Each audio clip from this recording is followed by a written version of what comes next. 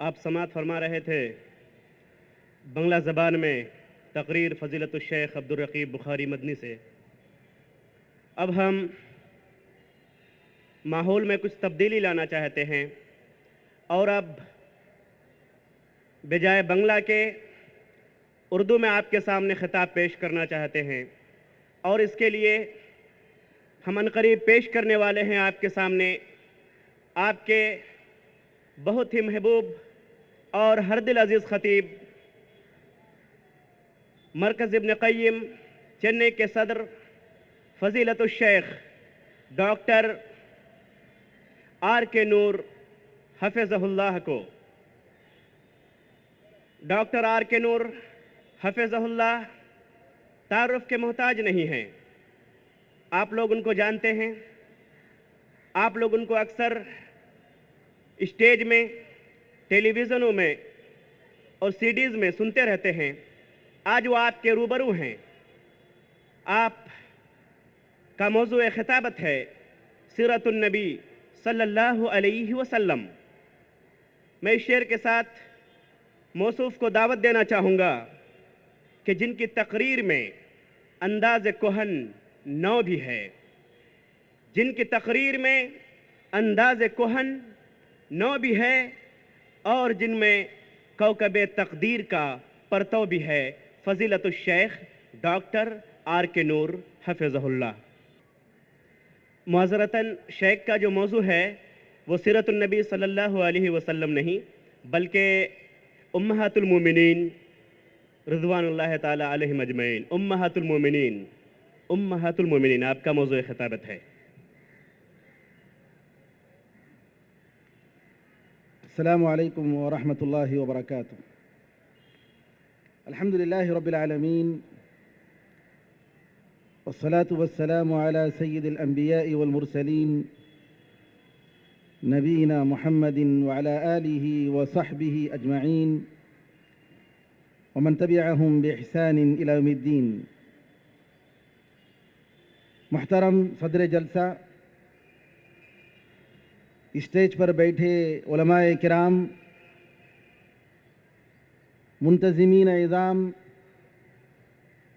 شہری جمعیت اہل حدیث کلکتہ کے ذمہ داران، حضرات و خواتین اسلام،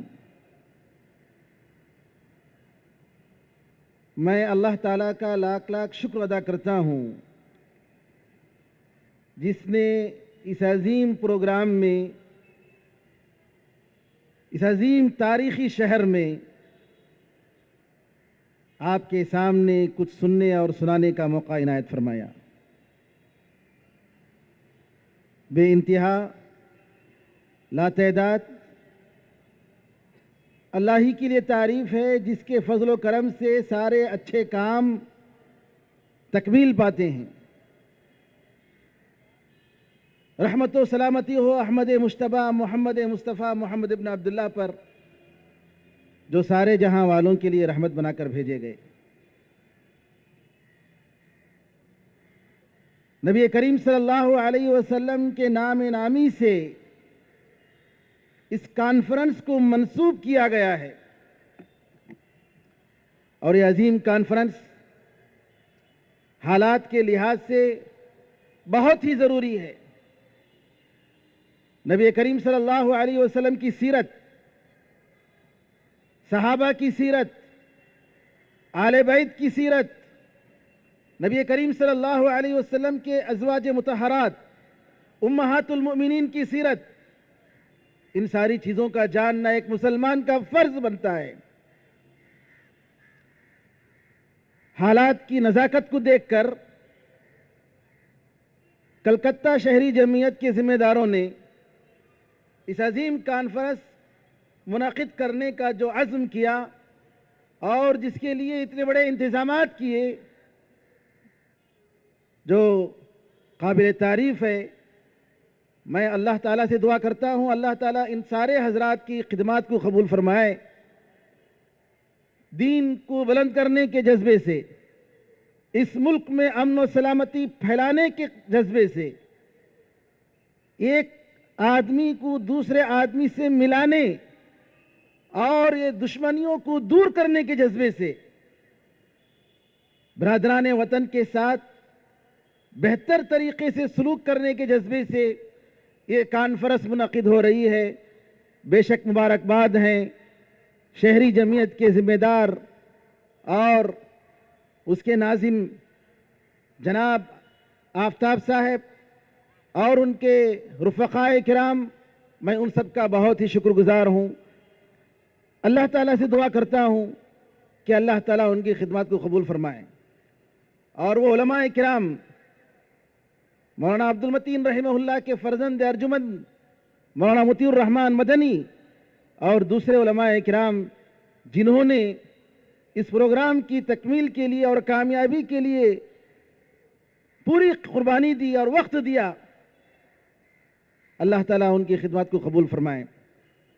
محترم حضرات, نبی کریم صلی اللہ علیہ وسلم کی سیرت کا ایک اہم حصہ امہات المؤمنین ازواج مطہرات آپ کی بیویوں کی تاریخ ہے. نبی کریم صلی اللہ علیہ وسلم جیسے ہی نبی بن کر آئے, آپ نے عورتوں پر جو ظلم ڈھایا جا رہا تھا اس ظلم کے خلاف اعلان جنگ کیا. اس کی سب سے بڑی مثال امہات المؤمنین رضی اللہ عنہن کی تاریخ ہے, ان کی سیرت ہے. اس دنیا میں نبی پاک صلی اللہ علیہ وسلم کے بعد سب سے پہلا کلمہ پڑھنے والا اگر کوئی انسان ہے تو وہ عورت ہے. اس دنیا میں نبی کریم صلی اللہ علیہ وسلم کے بعد سب سے پہلا کوئی انسان اگر اللہ کے لیے سجدہ کیا ہے تو وہ عورت ہے. اسلام کی تاریخ بتاتی ہے کہ اس اسلام کے لیے, اس دین کے لیے سب سے پہلے جس نے مال و دولت کی قربانی دی وہ ایک عورت نے دی. اسلام کی تاریخ بتاتی ہے کہ اسلام کے لیے, دین کی سربلندی کے لیے اگر کسی شخص نے اپنے آپ کو اللہ کے حوالے اپنی جان کو کیا تو وہ عورت نے دیا, سمیہ رضی اللہ تعالیٰ عنہ. اسلام کی تاریخ خواتین کی قربانیوں سے معاشرے کے لیے, بچوں کے لیے, شوہر کے لیے, بھائی کے لیے, خاندان کے لیے, ملک کے لیے, وطن کے لیے, دین کے لیے, اللہ کے لیے, اس کی بہت ساری قربانیاں ہماری اسلام کی خواتین کی تاریخ میں ملتی ہیں. نبی کریم صلی اللہ علیہ وسلم کی بیویوں کے تعلق سے اللہ نے کہا یا نساء النبی لستن کاحد من النساء ان اتقیتن. اے نبی کی عورتوں, تم دوسری عورتوں کی طرح نہیں ہو. بے شک نبی کریم صلی اللہ علیہ وسلم کی بیویاں بے مثال تھیں, اخلاق میں, کردار میں, صبر میں, عزیمت میں, عبادت میں, قربانیوں میں, صدقات و خیرات میں. کتنی بیویاں ایسی تھیں جو صرف صدقہ اور خیرات کرنے کے لیے کچھ کام کرتی تھی گھر میں بیٹھ کر, اور اپنے اوقات کو پیسے کمانے میں اس لیے لگاتی تھیں تاکہ غریبوں کو پیسے دیں, اپنے لیے نہیں, غریبوں کو صدقہ اور خیرات کرے. اس جذبے کے ساتھ آپ سنیں گے امہات المؤمنین کی یہ تاریخ, یہ کتنی بڑی تاریخ ہے. یہ بے شک عظیم تاریخ ہے اس لیے کہ دنیا کی سب سے عظیم شخصیت کے ساتھ ان کی تاریخ جڑی ہوئی ہے. نبی اکرم صلی اللہ علیہ وسلم جو انسان اور جن ہی کے لیے نہیں, ساری دنیا کے لیے, ساری کائنات کے لیے رحمت بنا کر بھیجے گئے, نبی پاک صلی اللہ علیہ وسلم. اسی لیے اللہ تعالیٰ نے نبی اکرم صلی اللہ علیہ وسلم کے بارے میں فرمایا نبی اولا بالمؤمنین من انفسہم وازواجہ امہاتہم. نبی کریم صلی اللہ علیہ وسلم کا حق مومنوں پر ان خود اپنے سے بھی زیادہ ہے. نبی کریم صلی اللہ علیہ وسلم مومنوں کے حقدار ہیں. آپ کا حق مومنوں سے جی خود اپنی ذات سے بھی زیادہ ہے. اور آپ نے کہا, اللہ نے کہا وازواجہ امہاتہم، رسول اللہ صلی اللہ علیہ وسلم کی بیویاں مومنوں کی مائیں ہیں۔ میرے بزرگوں، بھائیوں اور بہنوں، ہر انسان کی ایک ماں ہوتی ہے جس نے اس کو جنا اور اس کو پالا اور اس کی پرورش کی، لیکن مومن کی ایک اور مائیں ہیں، نبی کریم صلی اللہ علیہ وسلم کی بیویاں۔ کیا ہم نے کبھی سوچا ہماری ان ماؤں کے بارے میں ہم جانیں جن کے بارے میں اللہ نے کہا کہ اے مومنو یہ تمہاری مائیں ہیں؟ کبھی ہم نے کوشش کی؟ کبھی ہم نے سننے کی کوشش کی؟ کبھی ہم نے پڑھنے کی کوشش کی کہ تمہاری کچھ ایسی مائیں بھی ہیں جن کو اللہ نے اپنے کلام پاک میں ساری مومنوں کی ماں کہہ کر اللہ تعالیٰ نے ان کو لقب عطا فرمایا؟ ماں اپنے بچوں کے لیے مثال ہوتی ہے، نمونہ ہوتی ہے۔ امہات المؤمنین کی زندگی میں ہر مومن اور مرد کے لیے نمونہ ہے۔ نبی کریم صلی اللہ علیہ وسلم کی کل 11 بیویاں تھیں، 2 بیویوں کا انتقال آپ کی زندگی میں ہو گیا، باقی آپ کے انتقال کے موقع پر 9 بیویاں تھیں۔ یہاں پر عام طور پر سوال پیدا ہوتا ہے، لوگوں نے نبی کریم صلی اللہ علیہ وسلم کی سیرت پر کیچڑ اچھالے، فلمیں بنائی، لوگوں کو بیوقوف بنانے کی کوشش کی۔ تاریخ گواہ ہے، اور تاریخ سب سے بڑا ثبوت ہے کہ نبی کریم صلی اللہ علیہ وسلم نے اپنی نفسانی خواہش کو پورا کرنے کے لیے کبھی آپ نے کسی عورت سے شادی نہیں کی۔ آپ نے جو شادیاں کی اس کے پیچھے بہت بڑی حکمتیں تھیں، تعلیمی حکمتیں، معاشرتی حکمتیں، سوسائٹی کے مسائل کو حل کرنے کے لیے، یہ قوم کو بنانے کے لیے، لوگوں کے دلوں کو جوڑنے کے لیے، قبیلوں میں الفت اور محبت پیدا کرنے کے لیے نبی کریم صلی اللہ علیہ وسلم نے اپنے ذات کو وقف کیا۔ اپنی ذات کے لیے، کوئی نفسانی خواہش کے لیے آپ نے کسی عورت سے شادی نہیں کی۔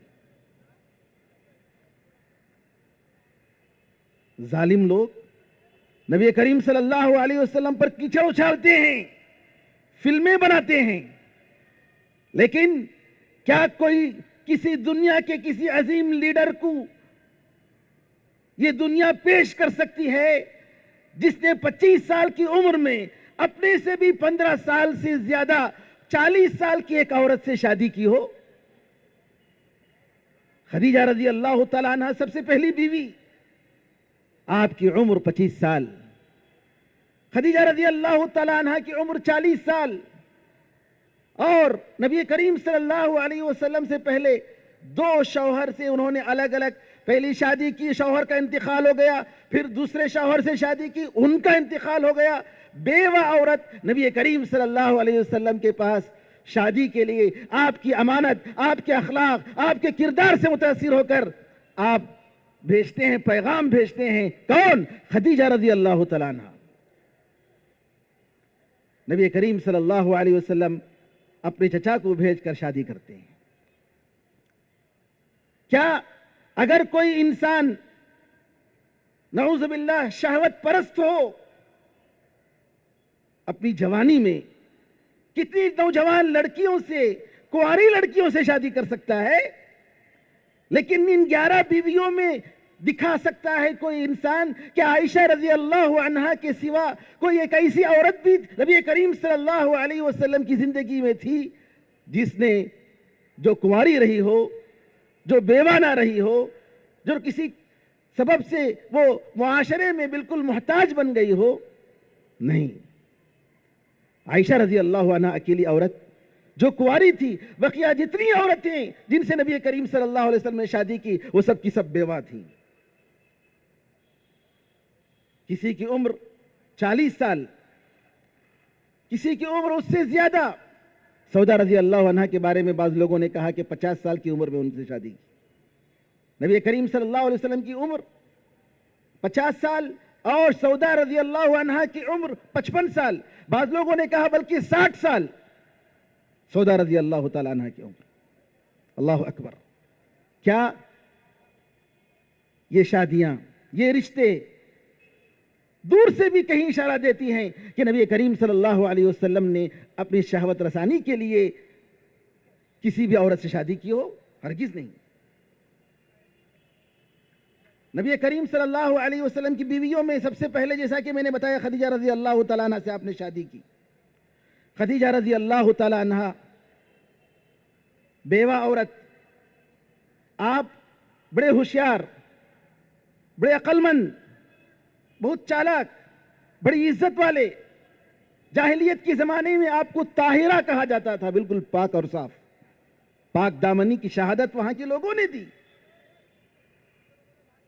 نبی کریم صلی اللہ علیہ وسلم کی آپ نے ایسے وقت میں مدد کی جبکہ آپ کے سامنے پوری دنیا اندھیرے،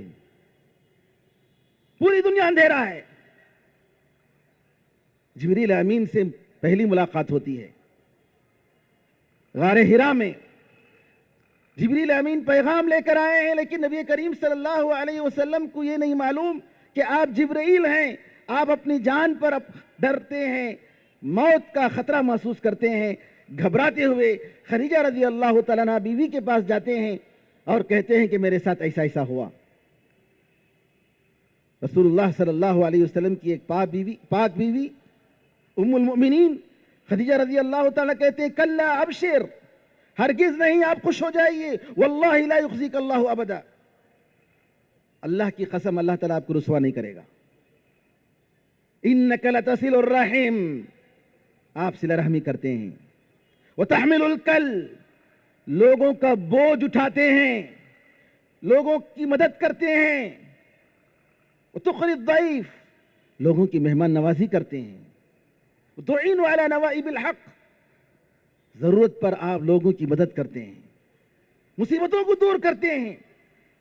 جس شخص کے اندر یہ اخلاق ہوں اللہ تعالیٰ اس کو ضائع نہیں کرے گا، اس کو برباد نہیں کرے گا۔ پریشان ہونے کی بات نہیں۔ نبی کریم صلی اللہ علیہ وسلم کو آپ یہ جو تسلی کے کلمات جو سناتے ہیں آپ کے لیے بہت بڑا سکون کا ذریعہ بنتا ہے، اور آپ اپنے چچزاد بھائی ورقہ بن نوفل کے پاس لے جا کر نبی کریم صلی اللہ علیہ وسلم کی حالت کو سناتے ہیں۔ شعب ابی طالب، جہاں پر کفار قریش نے نبی کریم صلی اللہ علیہ وسلم اور بنو ہاشم کے خلاف بائیکاٹ کیا تھا، 3 سال تک لین دین نہیں، خرید و فروخت نہیں، بالکل معاشرے سے الگ کر دیا گیا۔ ایسے موقع پر خدیجہ رضی اللہ تعالیٰ عنہ آپ کے ساتھ تھیں، آپ کا انہوں نے تعاون کیا، آپ کے مال و دولت کو ان کے لیے خرچ کر دیا۔ نبی کریم صلی اللہ علیہ وسلم خدیجہ رضی اللہ تعالیٰ عنہ کی بڑی تعریف کرتے تھے۔ عائشہ کہتی ہیں جب بھی آپ خدیجہ رضی اللہ تعالیٰ کو یاد کرتے آپ ان کی تعریف کرتے، حتیٰ کہ کسی پر مجھے اتنی غیرت نہیں آئی جتنا خدیجہ رضی اللہ تعالیٰ کے بارے مجھے غیرت آئی۔ نبی کریم صلی اللہ علیہ وسلم فرماتے تھے کہ انہوں نے میرا ساتھ دیا جبکہ لوگوں نے مجھے ٹھکرا دیا، خدیجہ نے ایسے موقع پر میرا تعاون کیا جبکہ کوئی میرا مدد کرنے والا نہیں تھا۔ اور آپ نے خدیجہ رضی اللہ عنہ کے بارے میں کہا کہ تم لوگوں میں سے کسی سے مجھے اولاد نہیں ہوئے، لیکن اللہ نے خدیجہ رضی اللہ تعالیٰ عنہ کے ذریعے مجھے اولاد دی۔ نبی کریم صلی اللہ علیہ وسلم کے 2 لڑکے اور 4 لڑکیاں، جی یہ سارے کے سارے خدیجہ رضی اللہ تعالیٰ عنہ سے تھے۔ خدیجہ رضی اللہ تعالیٰ عنہ کے بارے میں حدیثوں میں آتا ہے کہ نبی کریم صلی اللہ علیہ وسلم نے فرمایا کہ جبریل امین آئے اور جبریل امین نے اے خدیجہ آپ کو سلام کہا اور اپنے رب کا سلام سنایا اور جنت میں موتیوں سے بنا ہوا ایک محل کی خوشخبری دی۔ یہ خدیجہ رضی اللہ تعالیٰ عنہ کے بارے میں فضیلت کی بات ہے۔ اور حدیثوں میں آتا ہے کہ نبی کریم صلی اللہ علیہ وسلم نے فرمایا کمال کے درجے تک مرد لوگ تو بہت پہنچے ہیں لیکن عورتوں میں بہت کم تعداد پہنچی ہے۔ 4 عورتوں کا ذکر کیا، مریم علیہ السلام جو عیسیٰ علیہ السلام کی ماں ہیں، اور دوسرے خدیجہ رضی اللہ تعالیٰ عنہ، تیسرے فاطمہ رضی اللہ عنہ، اور چوتھے آسیہ فرعون کی بیوی کہا کہ یہ 4 عورتوں نے بڑا مقام حاصل کیا، بلکہ دنیا کی عورتوں میں سب سے بہترین عورتیں ان کو شمار کیا گیا۔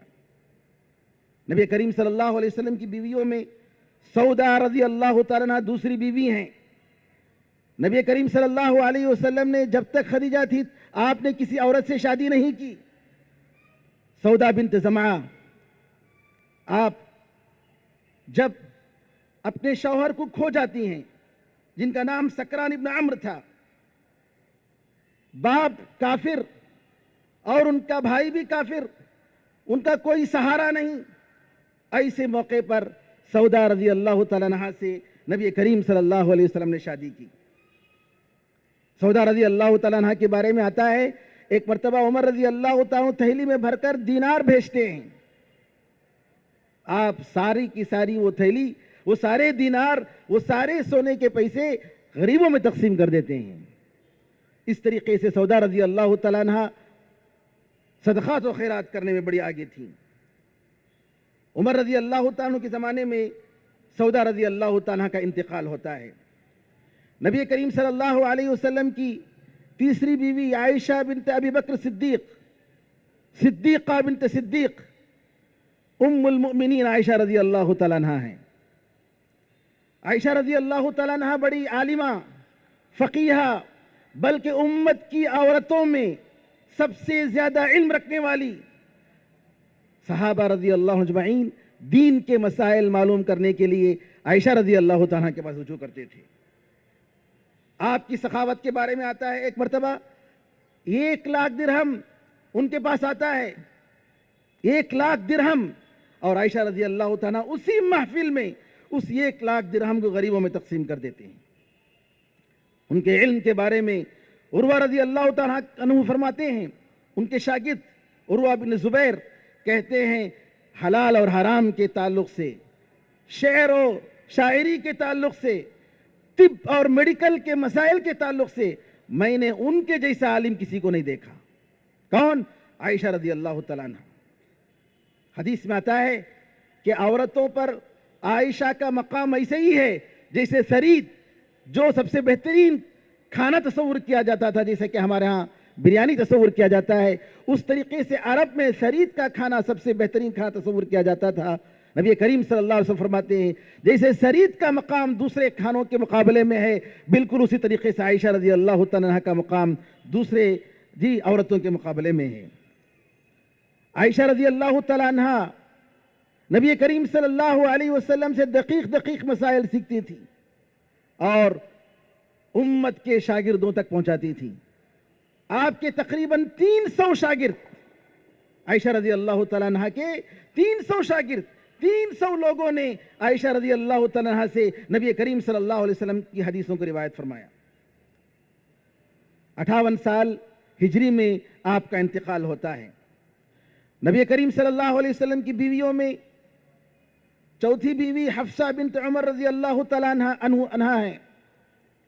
حفصہ رضی اللہ تعالیٰ عنہ جو عمر رضی اللہ عنہ کی بیٹی ہیں، آپ کے شوہر خنیس بن حذافہ السہمی کا غزوہ بدر میں انتقال ہوتا ہے۔ والد محترم عمر رضی اللہ عنہ پریشان ہیں کہ حفصہ کی شادی کس سے کرائیں۔ عثمان رضی اللہ عنہ سے کہتے ہیں کہ حفصہ سے شادی کر لو، بیوہ ہو چکی ہے۔ میرے بزرگوں، بھائیوں، بہنوں، اسلامی سسٹم میں عورت کا بغیر شوہر کے رہنا، بیوہ بن کر زندگی گزارنا، یہ اسلامی سسٹم میں نہیں ہے۔ اسلام یہ کہتا ہے اگر شوہر کا انتقال ہو گیا یا شوہر اور میاں بیوی کے درمیان طلاق ہو گیا، جدائی ہو گئی، تو شوہر کے جدا ہونے کے بعد یا وفات کے بعد، عدت گزارنے کے بعد بیوی کو چاہیے کہ کسی دوسرے شوہر سے شادی کر لے۔ اسلام یہ کیسا معاشرہ چاہتا ہے جو عزت والا ہو، جس میں زنا اور بدکاری کے لیے کوئی بھی موقع نہ ہو، بالکل پاک اور صاف معاشرہ۔ نبی کریم صلی اللہ علیہ وسلم کی بیویوں میں اور اسی طریقے سے امہات المؤمنین کے علاوہ صحابیات میں اور اسلام کی پورے عرب کی تاریخ میں آپ دیکھیں گے کہ ایک عورت شادی کرتی ہے، شوہر کا انتقال ہوتا ہے، دوسری شادی کرتی ہے اس کا بھی انتقال ہوتا ہے، تیسری شادی کرتی ہے اس کا بھی انتقال ہوتا ہے، چوتھے شوہر کے پاس جا کر اس کا انتقال ہوتا ہے۔ یہ کیوں؟ یہ اس وجہ سے کہ عورت بے سہارا نہ رہے۔ عورت کے لیے کوئی نہ کوئی سہارا ہونا چاہیے، اور شوہر سے بڑھ کر اس کے لیے سہارا کون ہو سکتا ہے؟ اسلام نے اس کا انتظام کیا۔ عمر رضی اللہ تعالیٰ نے عثمان رضی اللہ عنہ سے کہا کہ میری بیٹی حفصہ سے شادی کر لو، وہ بیوہ ہو چکی ہے۔ عثمان رضی اللہ عنہ نے کہا کہ میں کل جواب دیتا ہوں۔ سوچا اور فیصلہ یہ کیا کہ نہیں، فی الحال شادی کرنے کا موڈ نہیں ہے، اب نہیں کریں گے۔ عمر رضی اللہ تعالیٰ نے سنا، اور اس کے بعد ابو بکر رضی اللہ عنہ سے کہا کہ میری بیٹی حفصہ ہے، میری خواہش ہے کہ تم ان سے شادی کر لو۔ ابو بکر صدیق رضی اللہ تعالیٰ عنہ خاموش رہتے ہیں، کچھ نہیں کہا، جواب نہیں ملا۔ اتنے میں رسول اللہ صلی اللہ علیہ وسلم کی طرف سے پیغام آتا ہے کہ آپ حفصہ رضی اللہ تعالیٰ عنہ سے شادی کرنا چاہتے ہیں۔ عثمان رضی اللہ تعالیٰ عنہ نے پہلے ریجیکٹ کیا۔ ابو بکر رضی اللہ تعالیٰ عنہ کی خاموشی پر عمر کو غصہ آیا، لیکن جب نبی کریم صلی اللہ علیہ وسلم نے منگنی کی، شادی ہوئی، تب اس وقت ابو بکر صدیق رضی اللہ عنہ نے کہا کہ میں اس لیے خاموش تھا کہ میں نے نبی کریم صلی اللہ علیہ وسلم کے بارے میں سنا تھا کہ آپ حفصہ کو یاد کر رہے تھے، آپ منگنی کرنے والے تھے، شادی کرنے والے تھے۔ میں نہیں چاہ رہا تھا کہ نبی کریم صلی اللہ علیہ وسلم کی راز کو فاش کروں، اس لیے میں خاموش تھا۔ اور اگر نبی کریم صلی اللہ علیہ وسلم حفصہ سے شادی نہیں کرتے تو میں کر لیتا۔ اللہ اکبر! کس قسم کا معاشرہ! ابو بکر صدیق رضی اللہ عنہ آگے بڑھ کر کہتے ہیں کہ میں انہیں اس لیے شادی نہیں کی کہ نبی کریم صلی اللہ علیہ وسلم یاد کر رہے تھے، تاکہ عمر رضی اللہ عنہ کے دل میں ابو بکر صدیق رضی اللہ عنہ کے خلاف کوئی کینہ کپٹ نہ ہو، کوئی غلط بات نہ ہو۔ اس کو دور کرنے کے لیے ابو بکر صدیق رضی اللہ عنہ نے اپنی صفائی پیش کی۔ حفصہ رضی اللہ تعالیٰ عنہ کے بارے میں آتا ہے کہ بڑی نفل نمازیں پڑھتی تھیں، نفل روزے رکھتے تھے، بڑی عبادت گزار تھیں۔ امہات المؤمنین، جو کہ نبی کریم صلی اللہ علیہ وسلم کے گھر میں انہوں نے تربیت حاصل کی، ان کی تربیت کا نتیجہ تھا کہ عبادت میں، دینداری میں، امانت داری میں بڑی بے مثال تھیں۔ نبی کریم صلی اللہ علیہ وسلم کی 5ویں بیوی ام المؤمنین زینب بنت خزیمہ ہیں۔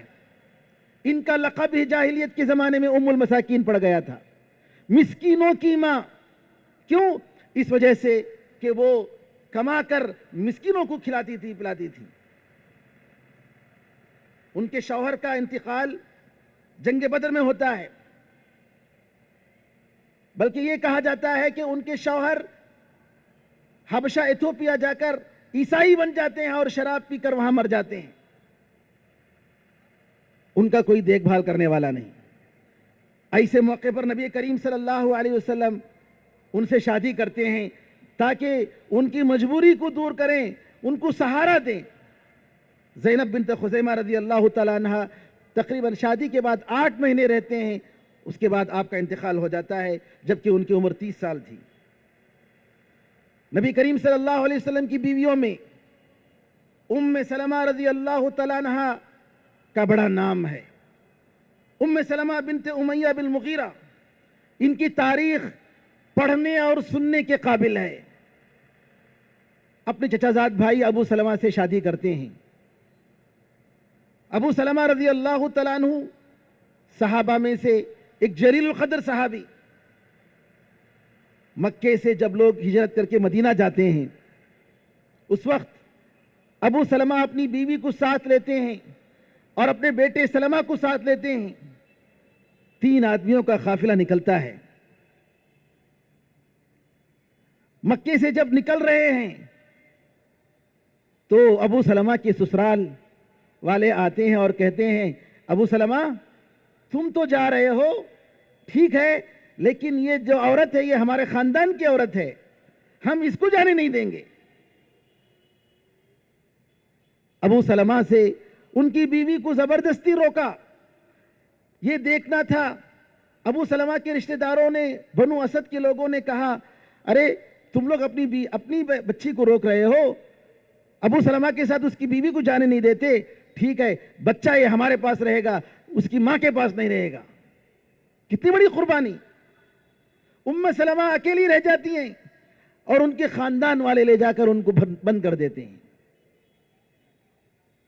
شوہر نہیں، بچہ نہیں، اکیلی زندگی گزر رہی ہے۔ دین کے لیے قربانی دیکھیے صحابہ رضی اللہ عنہم کی اجمعین کی زندگی میں، سبحان اللہ کیسی قربانیاں۔ میرے بزرگوں، بھائیوں، بہنوں، ہم مسلمان ہیں، پیدائشی مسلمان ہیں، ہم نے دین کے لیے کیا کیا؟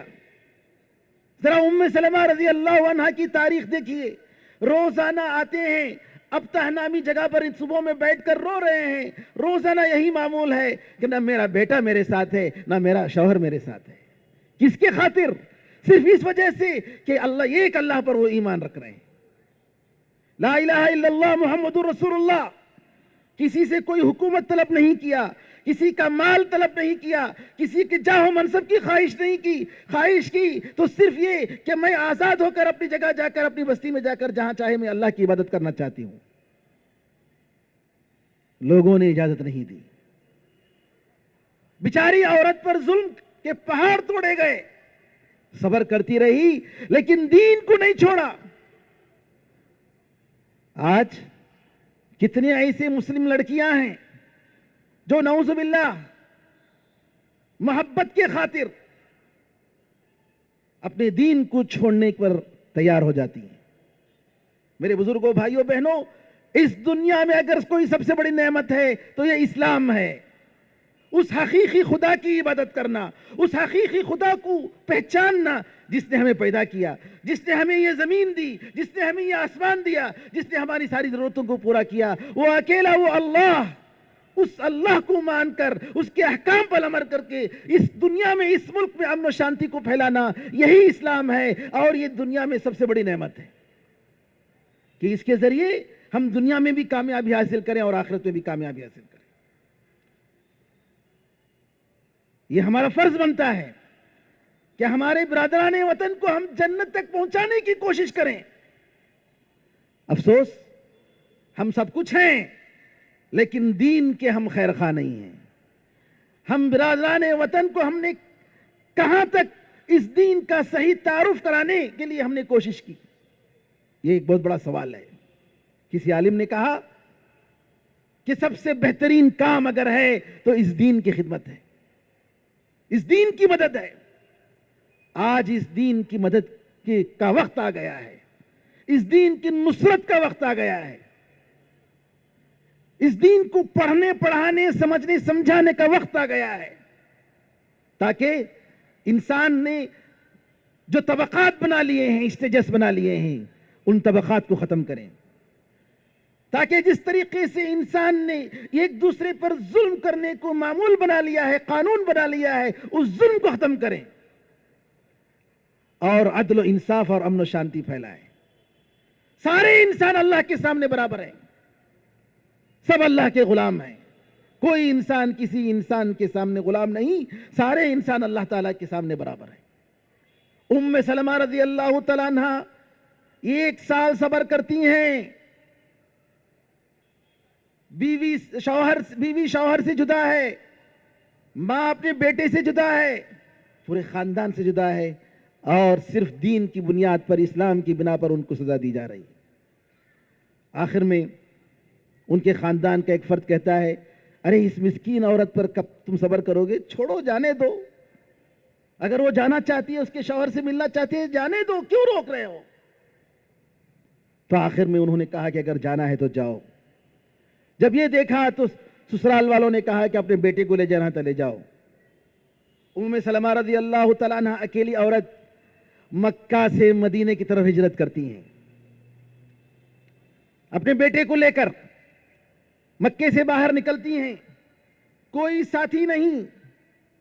دیکھتے ہیں عثمان ابن طلحہ جی، ایک بڑے شریف آدمی، انہوں نے کہا کہاں جا رہی ہو؟ کہا کہ مدینہ جا رہے ہیں، شوہر سے ملنے جا رہے ہیں۔ کون ساتھ ہے؟ کہا کہ کوئی نہیں، اللہ ہے بس.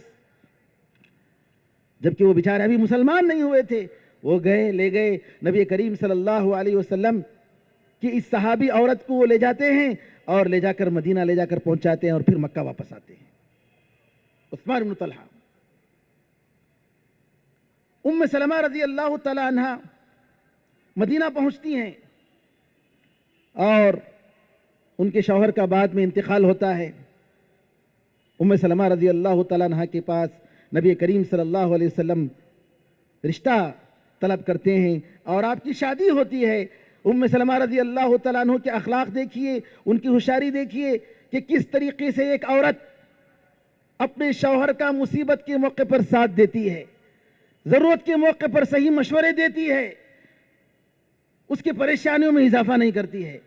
جنگ حدیبیہ کا موقع ہے, صلح حدیبیہ کے موقع پر جبکہ مکے والوں نے نبی کریم صلی اللہ علیہ وسلم کو مکہ جانے سے روک دیا.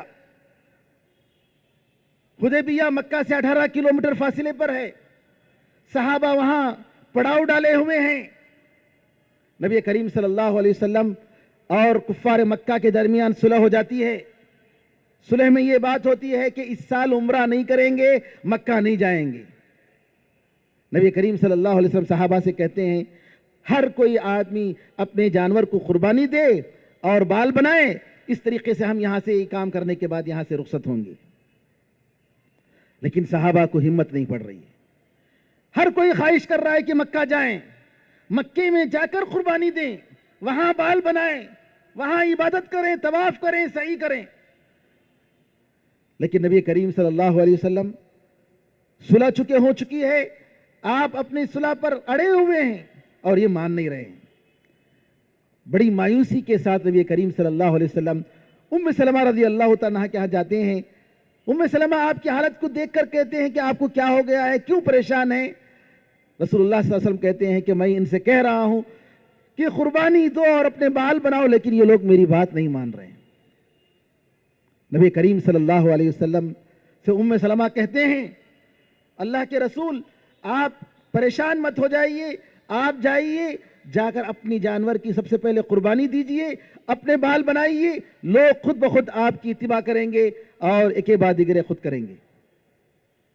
نبی کریم صلی اللہ علیہ وسلم کو مشورہ پسند آیا, گئے, آپ نے قربانی دی, بال بنائے. دیکھنا ہی تھا سارے صحابہ ایک دوسرے پر ٹوٹ پڑے اور انہوں نے نبی کریم صلی اللہ علیہ وسلم کی اقتداء میں, اتباع میں انہوں نے بھی قربانیاں دی اور انہوں نے بھی بال بنائے. ام سلمہ رضی اللہ تعالیٰ عنہ سن 61 ہجری میں آپ کا انتقال ہوتا ہے. نبی کریم صلی اللہ علیہ وسلم کی بیویوں میں زینب بنت جحش الاسدیہ 7ویں بیوی ہیں. آپ کی شادی زید بن حارثہ جو نبی کریم صلی اللہ علیہ وسلم کے منہ بولے بیٹے تھے. زید بن حارثہ نبی کریم صلی اللہ علیہ وسلم کے منہ بولے بیٹے, جبکہ اصل میں غلام تھے, ان کو آزاد کر کے نبی کریم صلی اللہ علیہ وسلم نے اپنا بیٹا بنا لیا. ان کی شادی زینب بنت جحش سے ہوئی, لیکن دونوں میں اختلافات ہوتے تھے. نتیجہ یہ ہوا کہ طلاق ہو گیا.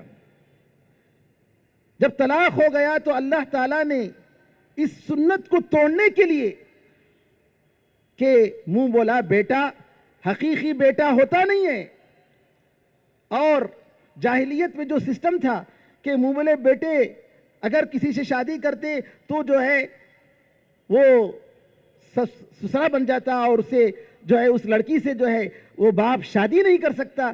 اس سسٹم کو توڑنے کے لیے اسلام نے زینب بنت جحش سے شادی کرنے کا حکم دیا اور اللہ تعالیٰ نے 7 آسمان کے اوپر سے زینب بنت جحش کی شادی نبی کریم صلی اللہ علیہ وسلم سے کی.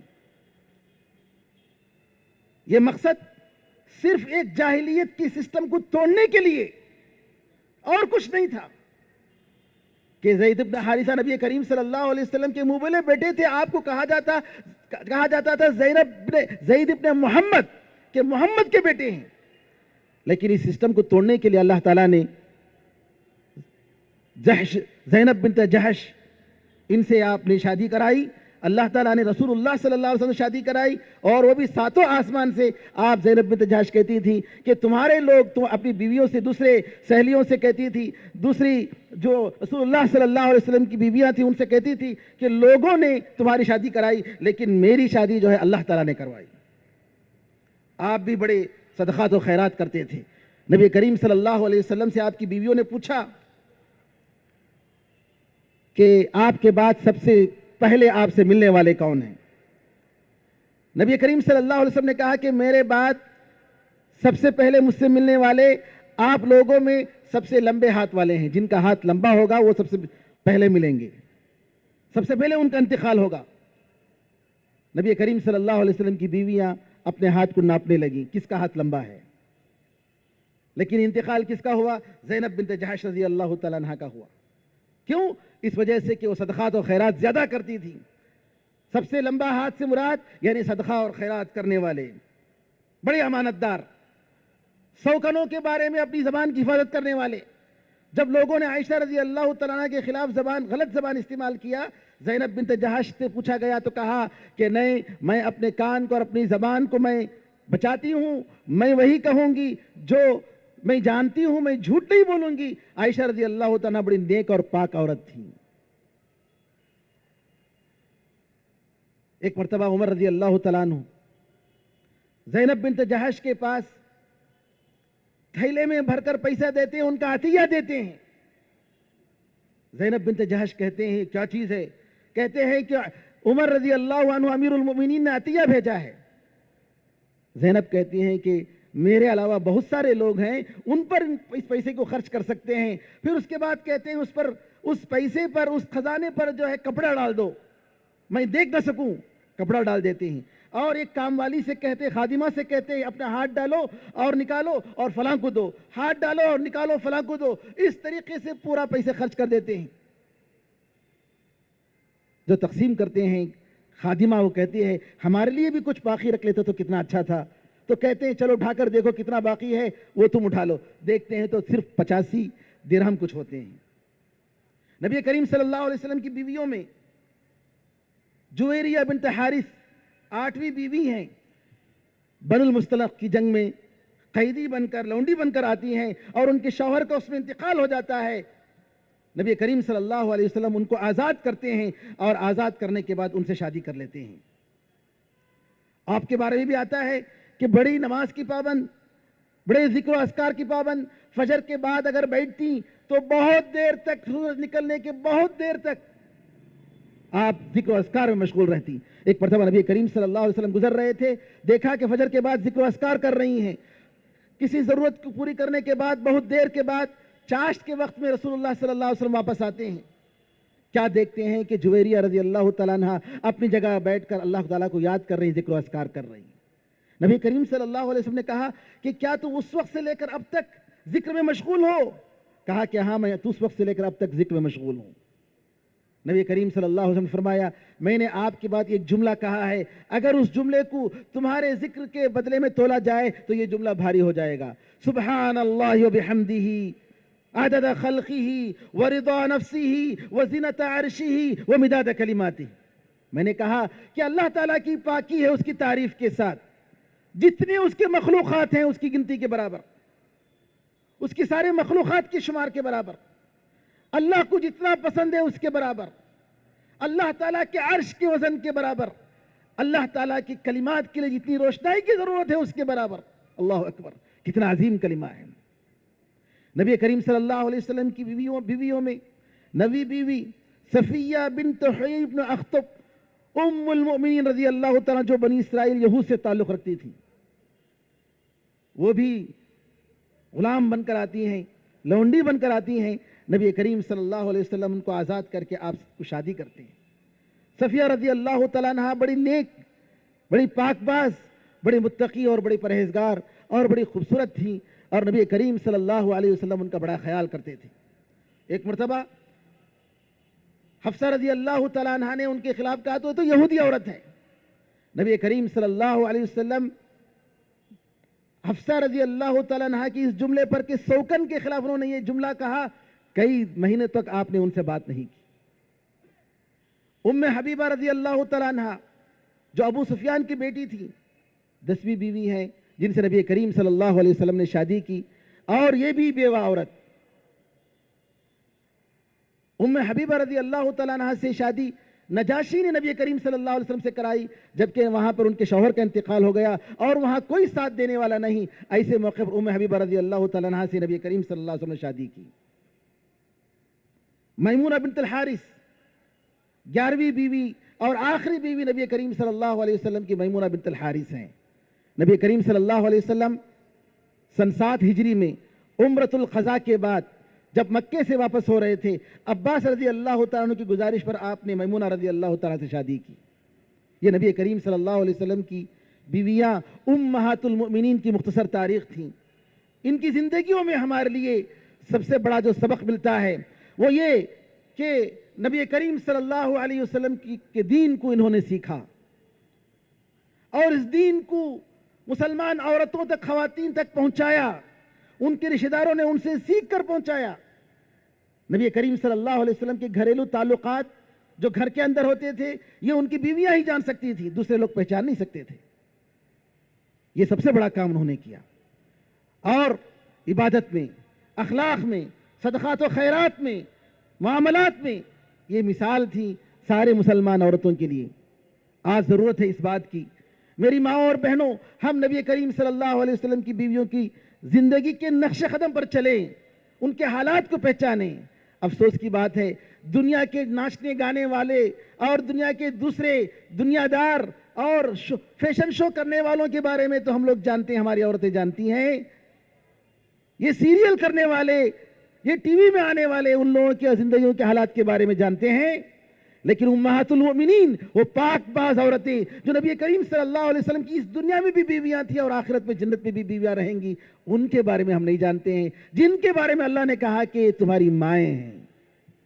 اگر ہم چاہتے ہیں کہ جنت میں ہم ان کے ساتھ رہیں، ان کی صحبت پائیں، تو ہماری عورتوں کا فرض پڑتا ہے، ہماری لڑکیوں کا فرض بنتا ہے کہ ہم ان کے حالات کو جانیں اور ان کے نقش قدم پر چلیں۔ اللہ تعالیٰ سے دعا ہے کہ اللہ تعالیٰ ہمیں اور آپ کو سننے اور کہنے سے زیادہ عمل کی توفیق عطا فرمائے۔ آمین ارحم الراحمین والحمدللہ رب العالمین وصلی اللہ وسلم علی نبینا محمد وعلی آلہ وصحبہ اجمعین۔ السلام علیکم ورحمۃ اللہ وبرکاتہ۔